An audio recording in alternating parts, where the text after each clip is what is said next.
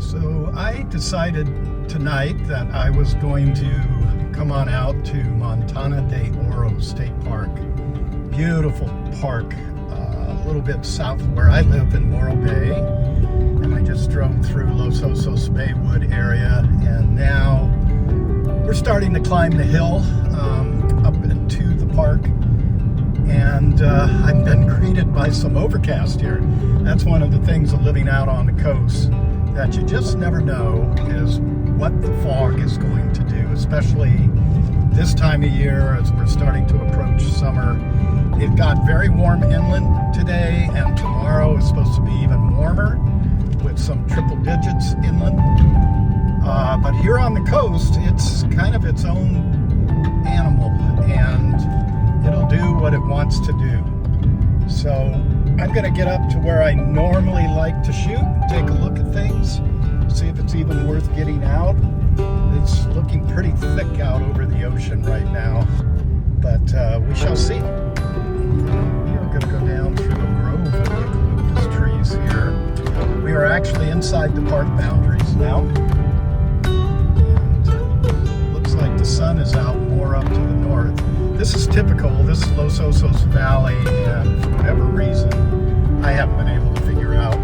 It tends to be the first place the fog will settle in, but nothing else. I've just done a nice drive to it. You just never know.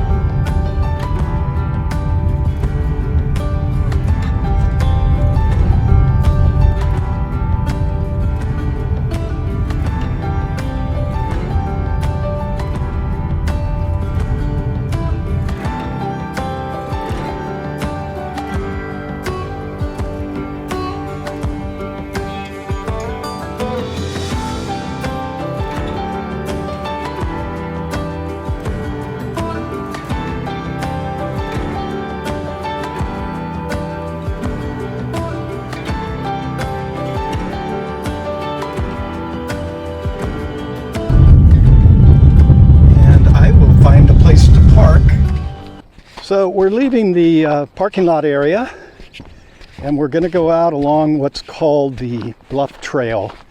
And as you can probably surmise from that, the Bluff Trail is going to take us right out along the coastline. It's a 2-mile walk, and it's a beautiful walk to take actually at any time of the year. And I really love it over here in the wintertime, especially. Even though I'm filming this in the springtime, because we get better waves in the wintertime. So I'll get back to you as we get further out. So I haven't gotten very far out on this trail yet, and I've come across this scene where I'm actually spotting a couple people down there on the beach. I don't really know how they got down there, but this is a real pretty scene. So I'm going to get set up with my probably 24-105, and let's see what we can get. We got, if I spin around here, you can see the sun is starting to get under that fog, and I can see some highlights out there. So it's really a pretty cool scene.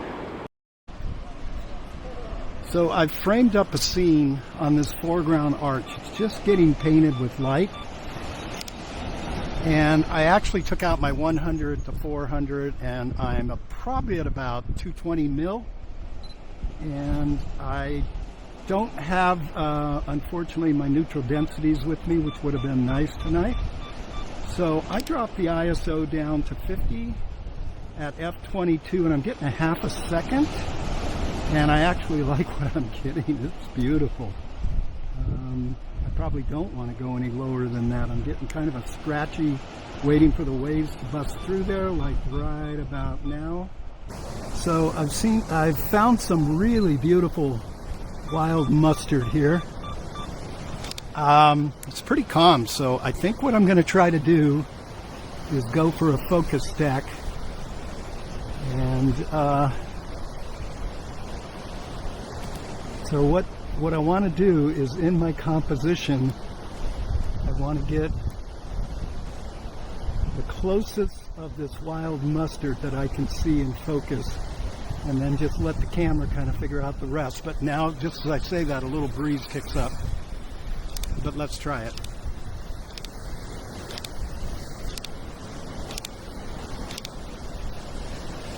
Okay, that's not bad. It took, well, I was at f/22. I don't think I need to be at f/22, but it took 5. I found another scene here. The sun is still hitting these wild mustard, and I'm shooting, well, I was shooting without focus bracket. I'm going to take it out of this, but forgot to do it, so let's mark the end of that. Don't think I'm going to need that. I think I can actually do this in one frame. So I'm going to drop back down to 2-second delay on the timer. This is f/22, 1/5 of a second, ISO 200. I'll get a little movement in that water, not much. Yeah, it's not much at all. It's too far away.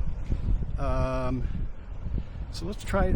If my concern is if I try to get too slow of a shutter speed, I'm going to end up getting blur in those mustard because the wind is blowing a little bit.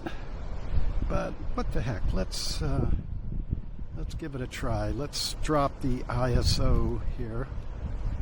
Oops, I want to get back to here. I'm going to drop the ISO down to 50, and that will give me a much slower shutter speed of 1.3 seconds. So, found a pretty cool spot right here, but I'm going to have to let the sun get a little bit lower and just hope the fog doesn't backfill on us, which means there looks like there's an opening now, but I've seen it where it can sort of form as it gets closer to the horizon.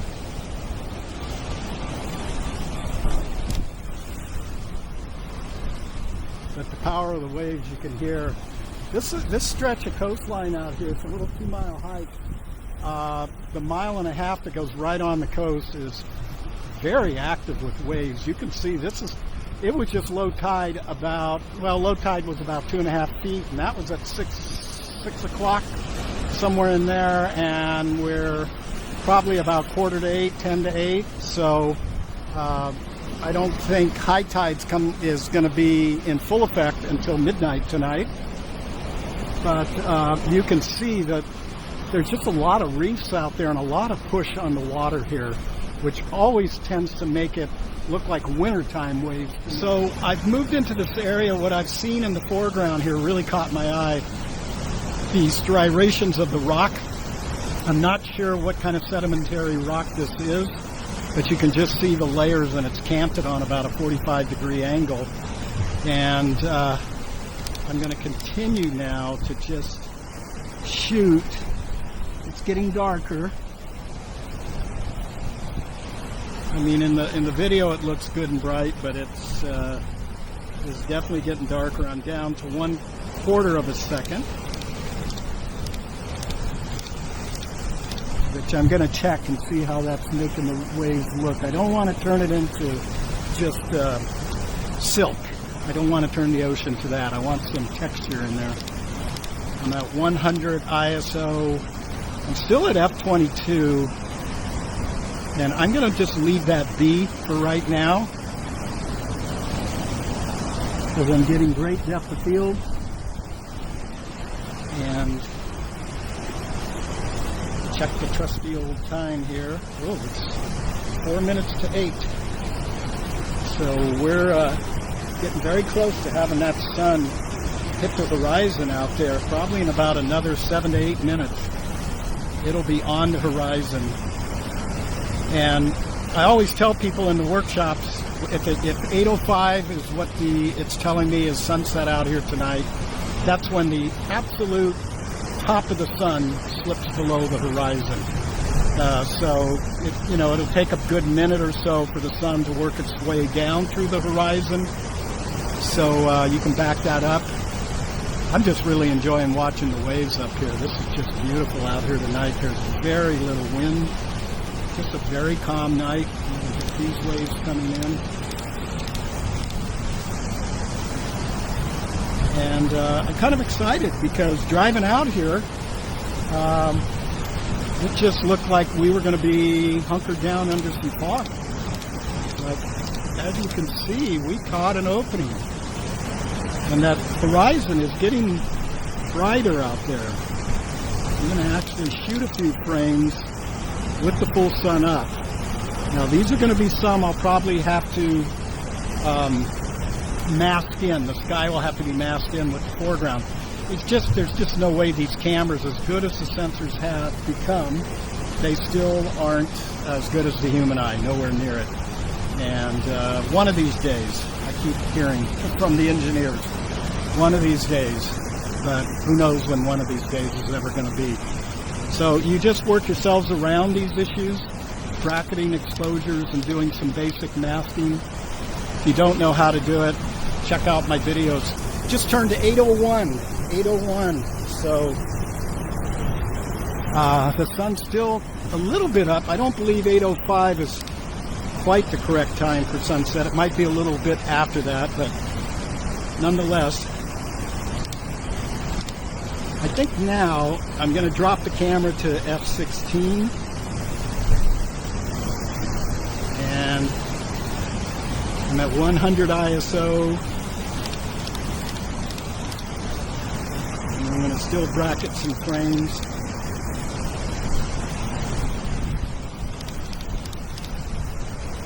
This camera sensor, it's the A7R5, is really an amazing sensor. A lot of times when I'm out shooting, I'll just shoot for the highlight, but that highlight tonight is it's a spectral highlight, it's the sun. But there's a lot of detail down in these shadows that can be opened up. So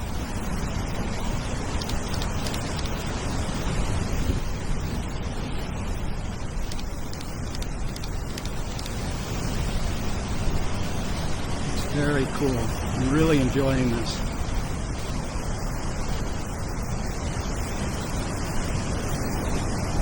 Double check my comp. It looks good. Balance out that sky a little bit. I actually love that the fog is sitting right there because it's like a little neutral density filter, right? A grad. There's a good shot with the waves hitting. And it's just holding the top part of that frame. And this rock below me is a lighter in tone. But, you know, I will have my options when I'm processing. I'll take a few more just so I have a noise-free foreground there. And then bracket back to the sky.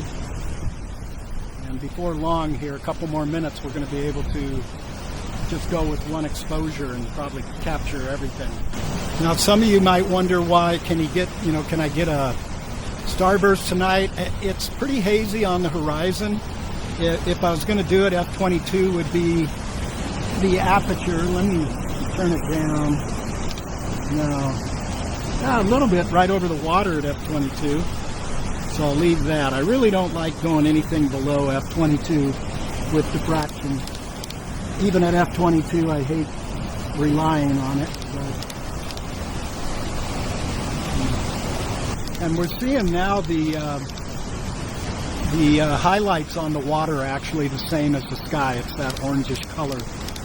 No longer is it just a blown highlight.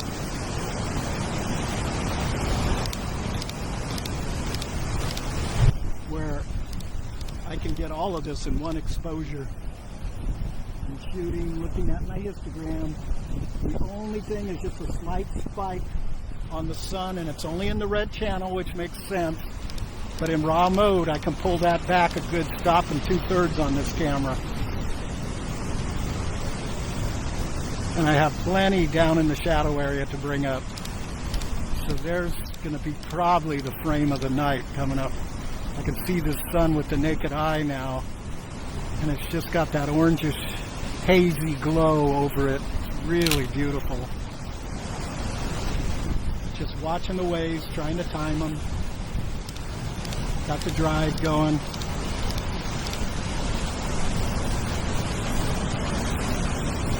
And I can see the bottom of the sun now just getting down into a bank of fog.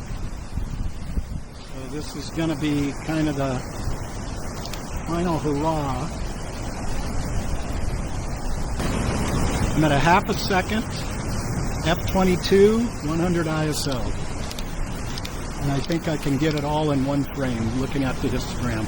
I constantly check the histogram, and you should get in the habit of doing it also. But plenty, I have everything in the shadows, which is the rocks. I can bring that up to my heart's content. Just one little spike on the red side with the sun. Done some great waves. Wow. They're like wintertime waves out here. Get my iPhone out and do a little bit of video.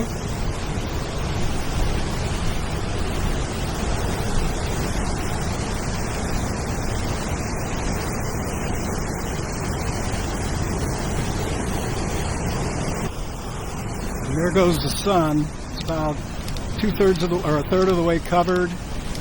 So I'm just going to keep shooting here. And that sun's just about gone. 8:09. And that's hitting a little bit of fog bank above the ocean. So I would say sunset was more like 8:10, 8:11 range tonight. This time of year, because we're 3 months out from summer solstice, 3 weeks out. Let's try that again, Don. It will go out to, I believe, 8:21 will be the latest sunset we get. So we're within about 11 minutes over the course of the next 3 weeks. And it'll actually be 8:21 about a week before summer solstice. I'm seeing a few more waves here, even though the sun's gone. There we go. I love that one. Woo! Wow. Gonna keep on it. Here comes another one. Bang. And one more. Fibonacci rule. It comes in odds. So true out in nature. All right. And I think I got what I need.